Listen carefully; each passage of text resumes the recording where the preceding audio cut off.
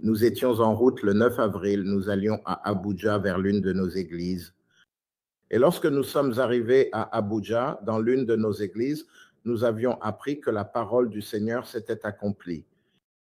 Et comme la parole du Seigneur s'est accomplie et que Bola Ahmed Tinubu est devenu président, je me souviens de cette nuit. Oh, je me souviens de cela, j'avais oublié.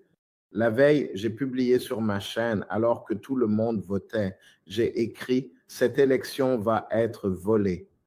Et de nombreux pasteurs m'ont écrit « Retire cette prophétie, supprime-la maintenant. Je réprimande cela au nom de Jésus. » Parce que les Nigérians ne font pas encore la différence entre la parole de foi et la parole de prophétie. Ils ne connaissent pas encore la différence. Alors, ils confondent la parole de foi avec la parole de prophétie. Ils déclarent, vous savez, nous ne mourrons pas, nous vivrons au nom de Jésus. Et en réalité, c'est une parole de foi, ce n'est pas nécessairement une parole de prophétie. La prophétie n'est pas toujours positive. Une parole de foi, c'est tu prospéreras, c'est proclamer les Écritures sur soi-même. C'est croire que Dieu accomplira le résultat espéré par la foi. Mais la parole de prophétie, vous savez, dit, eh bien, nous citons tous Jérémie 29, 11 comme une parole de foi, mais Jérémie 29, 11 est en réalité une parole de prophétie. Je connais les pensées et les plans que j'ai pour vous, pensées de paix et non de malheur, afin de vous donner un avenir et de l'espérance. Ce n'est pas une parole de foi, c'est une parole de prophétie. Pourquoi? Parce qu'un prophète est venu proclamer une parole de foi. Il a dit, ne défaites pas vos bagages. Nous n'allons pas rester longtemps en captivité babylonienne. Nous allons retourner tout de suite en Israël. Préparons-nous à partir. Et Jérémie a dit, j'aimerais pouvoir dire Amen à ce que tu dis, mais nous allons rester dans cette captivité pendant 70 ans. Mais je connais les pensées et les plans que j'ai pour vous, dit le Seigneur. Des pensées de paix et non de malheur, afin de vous donner un avenir et de l'espérance. Et donc, ce qu'il dit, c'est la conclusion de l'affaire. Mais la prophétie était la suivante. La captivité va être difficile. Vous allez y rester 70 ans. Ils vont castrer vos enfants. Et d'ailleurs, mariez-vous avec les gens chez qui vous allez être emmenés en captivité. Priez pour la paix de vos ravisseurs. Réfléchissez à cela. Ça, c'est de la prophétie. Ce n'est pas agréable, ça ne sonne pas bien, ce n'est pas positif, mais c'est quand même de la prophétie. Et quand j'ai apporté cette parole prophétique disant que cet homme allait gagner, tous les chrétiens du Nigeria m'écrivaient « Retire cette parole ». Donc, à ma grande honte, j'ai rendu la parole privée et j'ai pleuré toute la nuit. J'ai pleuré, j'ai sangloté parce que je ne voulais pas priver la nation de sa foi. Le lendemain, cet homme est devenu président et je suis allé en Amérique, puis je suis revenu au Nigeria pour aller à Abuja, à notre église. Et des gens m'envoyaient des messages disant « La parole s'est accomplie, la parole s'est accomplie ». Je n'étais pas heureux, pas excité, pas du tout. Je suis allé à Abuja. Quand j'ai atterri à l'aéroport d'Abuja, deux hommes, sont venus et ont bousculé mon assistant. Un d'un côté, l'autre de l'autre côté, et ils l'ont serré de près. Mon assistant est un homme coriace.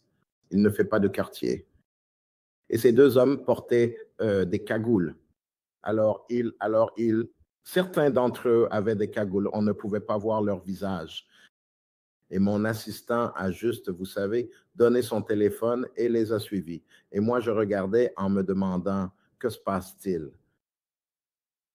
Et tout à coup, d'autres hommes sont arrivés et se sont approchés de ma femme et de moi. Ils avaient des armes et des cagoules. Ils ont poussé ma femme et m'ont poussé contre elle et ils ont dit « Donne-moi ton téléphone ». Et j'ai dit « Non, qui êtes-vous » Et ils ont dit « Ne discute pas avec nous, donne-nous ton téléphone tout de suite et monte dans la voiture ». Alors là, je me dis au début, j'ai pensé, parce que ma femme et moi voyageons avec une escorte policière armée, j'ai d'abord cru que c'était nos policiers qui portaient des cagoules. Mais en regardant de plus près, j'ai vu que l'un d'eux était une femme et il n'y avait aucune femme dans notre équipe de sécurité. Donc, je regarde cet homme, cette femme, ils ont des armes et alors nous leur donnons nos téléphones. Et ils disent, montez dans la voiture maintenant. Alors, nous sommes montés dans ces voitures, mon assistant dans l'une et ma femme et moi dans l'autre. Et c'était deux camions, des véhicules banalisés. Nous ne savions pas qui ils étaient. Il n'y avait aucun signe distinctif sur leur véhicule.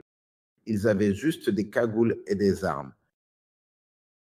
Et avant même qu'on s'en rende compte, on roulait à toute vitesse, sans savoir où on allait. On pensait peut-être qu'on allait être abandonné dans un fossé quelque part et abattu. Peut-être que c'était des braqueurs armés. On ne savait pas. Mais c'est à mi-chemin du trajet que la paix de Dieu est venue sur moi et que le Seigneur m'a dit, tout va bien. Ma femme m'a regardé, je l'ai regardée et nous avons ressenti une paix. Ma femme était très malade ce jour-là. Je ne peux pas l'oublier. Nous sommes arrivés au département des services de l'État, le DSS. Voici l'article de presse. La femme du prophète fuit le pays après l'arrestation par le DSS. Nous atterrissons au département des services de l'État. Quand nous sommes au siège du DSS, on nous met dans une pièce avec une meurtrière. À toute fin utile, cette personne avait tué quelqu'un. Nous étions là, dans cette pièce, dans ce centre de détention, avec cette personne.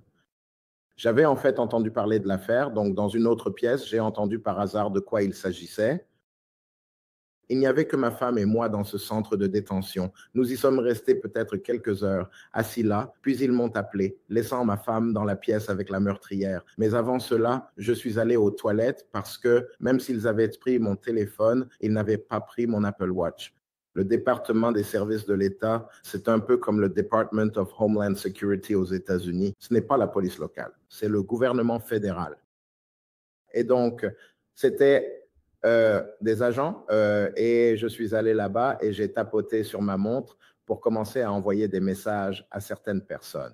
Je ne dirai pas à qui, car je ne veux pas exposer quelqu'un qui ne souhaite pas l'être, mais j'ai commencé à envoyer des messages du genre « j'ai été arrêté », etc. Et Dieu merci, le message est passé et j'ai reçu une réponse disant « n'en dis pas plus ». Et puis les journaux ont commencé à publier l'histoire au fil du temps.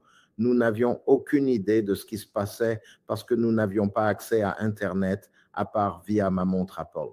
Ils nous ont emmenés dans une pièce et ont commencé à me poser des questions. D'abord, l'agent qui m'interrogeait jouait au bon flic, mauvais flic. L'un d'eux essayait d'être gentil, l'autre disait « Prophète, je peux te tuer, je peux t'enterrer dans un fossé et personne ne saura que tu es mort. » Il a dit « Tu crois que parce que tu as… » Et tu sais, il connaissait tout mon parcours. Il disait « Tu crois que parce que tu as étudié le droit, tu es plus intelligent que moi ?» Et puis il a dit « Nous avons mis ton téléphone sur écoute. Nous te surveillons depuis 1 an. Tu es un espion pour le gouvernement britannique. Comment savais-tu toutes ces choses? Tu dois être un espion pour le gouvernement britannique. » C'était l'une des accusations. Une autre accusation était que je suis un terroriste travaillant pour le Biafra. Pour être un terroriste travaillant pour le Biafra, il faut appartenir à une certaine ethnie, ce qui n'est pas mon cas. Mais c'était c'est la première fois que j'en parle vraiment, mais c'était l'une des accusations. Tu dois être un terroriste travaillant pour le Biafra. C'est comme ça que tu. D'où viens-tu? Où as-tu eu tout ton argent? D'où vient ton cuisinier? Ceci, cela. Nous avons accès à tous tes comptes bancaires. Nous avons scanné tes téléphones. Et puis il a dit, déverrouille ton téléphone et donne-moi les détails de ton compte bancaire. J'ai déverrouillé mon téléphone, je l'ai immédiatement reverrouillé car je sais que ce sont des tactiques. Quand on déverrouille son téléphone, ils peuvent commencer à le pirater. Je l'ai tout de suite verrouillé, je leur ai montré, puis je l'ai reverrouillé. Ils me demandent de le déverrouiller. J'ai dit, monsieur, vous n'avez pas de mandat pour que je vous déverrouille mon téléphone. Je veux dire, cet homme devenait tout simplement furieux contre moi. Mon frère, bien sûr, que Dieu le bénisse, l'apôtre Toby Arayomi, c'est lui qui l'a signalé au gouvernement britannique et finalement, la presse en a eu vent et le gouvernement britannique a répondu. C'est le gouvernement britannique, il a parlé à mon frère et a dit « Nous pouvons sauver sa femme, Tamar, parce qu'elle est citoyenne britannique. » Et puis mon frère a dit « Mais mon frère est aussi citoyen britannique ?» Et ils ont répondu « En fait, non. » Parce qu'il vient aussi de demander récemment son passeport nigérian. Il est donc binational et le gouvernement britannique le considérera comme un citoyen nigérian. Donc, même si nous pouvons sauver Tamar, nous ne pouvons pas sauver Tommy parce que sur notre liste, Tommy apparaît comme un terroriste et c'est pour cela qu'ils le détiennent pour terrorisme. Alors, mon frère a demandé au gouvernement britannique, que puis-je faire? Et il a dit, c'était le Home Office, je ne dirai pas le nom, mais un responsable élu du Home Office auquel mon frère avait accès. Et ils ont dit, faites autant de bruit que possible parce qu'ils peuvent le tuer là-bas. Faites autant de bruit que possible. C'est pour ça qu'il est allé en ligne, qu'il a commencé à faire du bruit. Donc, vous savez, les gens qui me critiquent, ils ne connaissent pas mon histoire. J'ai payé le prix, d'accord? Les gens qui disent, oh, ils cherchent ceci. Oh, ces prophètes ne veulent que de l'argent. Ces prophètes. On ne déménage pas toute sa famille au Nigeria si on ne cherche que de l'argent. Laissez-moi vous dire ça gratuitement. Vous voyez? Mais bon, de toute façon, laissez parler les détracteurs. Passons à la suite.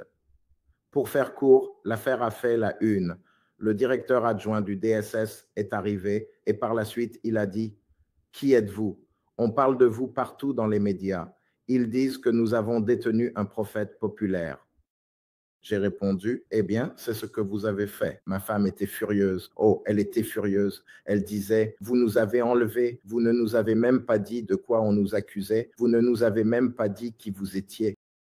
Et de toute façon, je lui ai dit, maman, calme-toi, ne t'inquiète pas, Dieu agit. Mais elle était furieuse. J'étais tellement fier d'elle. Je me disais, vas-y, montre-leur. Bref, pour faire court, le directeur adjoint du DSS nous a finalement relâchés après un certain temps et il a gardé mon assistant en détention pendant un moment supplémentaire, puis l'a relâché plus tard après réflexion. Et quand nous avons été libérés, une somme d'argent importante que j'ai découverte plus tard a été transférée, je ne dirai pas par qui, pour des raisons évidentes, d'un montant supérieur à 100 000 $ américains dans le but de soudoyer le gouvernement fédéral afin de nous retirer d'une liste d'interdiction de vol. Et j'ai dit au Seigneur, dans ma prière, où devons-nous aller? Et le Seigneur a dit, va à Houston, car ta prochaine mission importante est pour l'Amérique. Alors nous sommes venus en Amérique, nous sommes venus directement de la prison jusqu'en Amérique, et ce week-end-là, nous avons lancé Erig Global Houston. Beaucoup de gens au Nigeria sont encore fâchés contre nous parce qu'ils ne connaissent pas toute l'histoire et nous ne pouvions pas tout raconter car il y avait plusieurs personnes que nous devions protéger, ma famille avant tout, mais nous voilà.